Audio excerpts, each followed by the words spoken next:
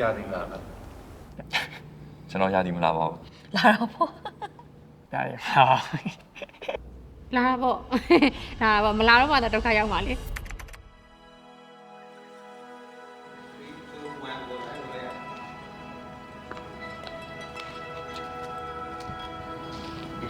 ဟုတ်ပါပါရှင် Thank you sound check 1 2 3ဟုတ်မင်္ဂလာပါ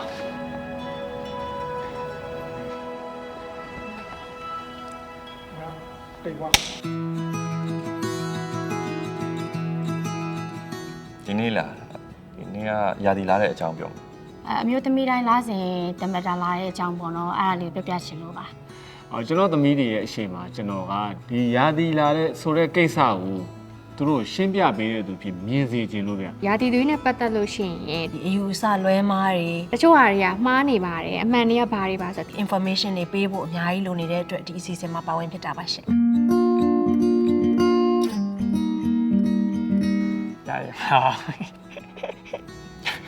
ကျွန်တော်ရာသီမလာပါဘူးလာတော့ပေါ့ဟုတ်လာတိုင်းလာရဲ့ရှင်လာလို့ပဲအမကိုဝင်ဆောင်ပြီးတော့မိခင်တယောက်ဖြစ်နေအောင်လာပေါ့လာပေါ့မလာတော့မှတော့ဒုက္ခရောက်ပါလေယောက်ျားလေးတွေရာသီမလာနိုင်ယောက်ျားလေးတွေမှာတိုင်မပါဘူးမျိုးအိမ်တွေမပါဘူးအဲ့အတွက်ကြောင့်ယောက်ျားလေးတွေရာသီမလာနိုင်အနီအောင်ပေါ့အနီအောင်ပေါ့နော်အရှမ်းလှတဲ့အနီအောင်နဲ့ပြီးတော့ခွန်အားမိန်းကလေးတွေကရာသီလာတဲ့အချိန်မှာအမြဲတမ်းနောက်ကိုပေးနေလားဆိုပြီးတော့စိတ်မလုံခြုံတဲ့ခံစားချက်ပေါ့ရာသီလာတာကောင်းပါတယ်ဒါပေမဲ့ဈေးတော်ကြီးတဲ့အမျိုးသမီးလာစဉ်သုံးပစ္စည်းတွေကဈေးကြီးတော့မဝယ်နိုင်ကြဘူးလေနော်ရာသီလာတဲ့အမျိုးသမီးဖြစ်ရတာကိုကြိုက်တယ်ရာသီလာနေတဲ့အချိန်မှာဖြစ်တဲ့ဝေဒနာတွေကိုတော့မကြိုက်ဘူးပေါ့နော်ကိုဝယ်ရရှင်ဟုတ်ဒီ boyfriend ဝယ်ပေးတယ်အမအများသောအားဖြင့်ကိုယ့်အကိုဝယ်တယ်လမ်းကြုံရင်အမျိုးသားဝယ်လာပေးတဲ့အချိန်တွေလည်းရှိပါတယ်အမနဲ့အမေကတော့သူတို့ပါသူတို့ဝယ်ရအောင်ဒါပေမဲ့သူတို့ဝယ်ခိုင်းတယ်ကျွန်တော်ဝယ်ပေးမှာပါတိတ်မထူးဆန်းပါဘူးတခြားအိမ်သုံးဆောင်ပစ္စည်းဝယ်သလိုပါပဲဝယ်ပေးမှုပါတယ်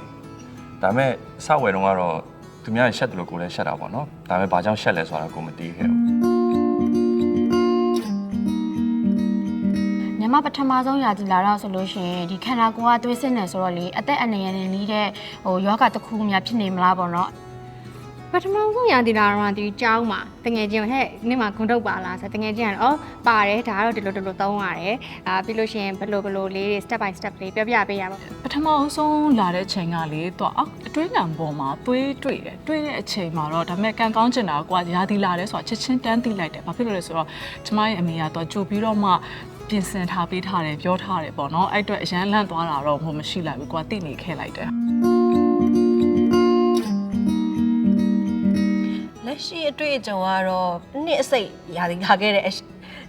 အတွေ့အကြုံနဲ့သိနေပြီပေါ့နော်ဆိုတော့ကောင်းတော့ကင်တွယ်တတ်တယ်အခုအတွေ့အကြုံကတော့ပို့ပြီးတော့ကိုယ့်ရဲ့ဒီ menstruation cycle ကိုကိုကပို့ပြီးတည်လာတယ်ဒီအကြောင်းတွေလည်းပို့တည်လာတယ်ပြီးလို့ရှိရင်ပို့ပြီးတော့လည်း control ယူလိုက်လာတယ်ပေါ့နော်ခုဆိုရင်တော့ကိုယ်နဲ့အလုပ်ရှင်ဖြစ်လာတဲ့အချိန်မှာလည်းဒီရာသီနဲ့မစိမ်းတဲ့လုပ်ငန်းခွင်တစ်ခုကိုလုပ်ပေးထားတယ်။ဘာလဲဆိုတော့ရာသီလာချိန်လစာအပြည့်အဝရတဲ့နားယူခွင့်ကိုရှိခဲ့စေတယ်ဟုတ်တူတယ်လို့ထင်တယ်ဟုတ်လားအတူပါပဲတူပါရဲ့လူစရာလည်းအကြောင်းရှိပါဒီသွေးကတခြားသွေးတွေနဲ့အတူတူပဲကလေးတယောက်ရဖို့အတွက်သူကပြင်ဆင်ထားတဲ့သိန်း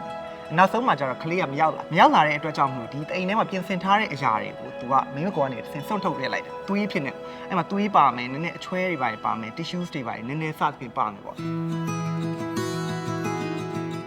ကျွန်တော်ရာသီလာမယ်ဆိုရင်တော့တော်တော်နာမယ်လို့တော့ထင်တယ်ခင်ဗျဖုံးနေတယ်ဆိုရဲအယူဆပေါ့ရာသီလာကန်နီးအချိန်ပေါ့နော်ဒါဆိုအခုနည်းနည်းစိတ်မရှိဘူးဒေါသထွက်တယ်ပြီးလို့ရှိရင်လူကလေပူလိုက်အေးလိုက်တွေဖြစ်တယ်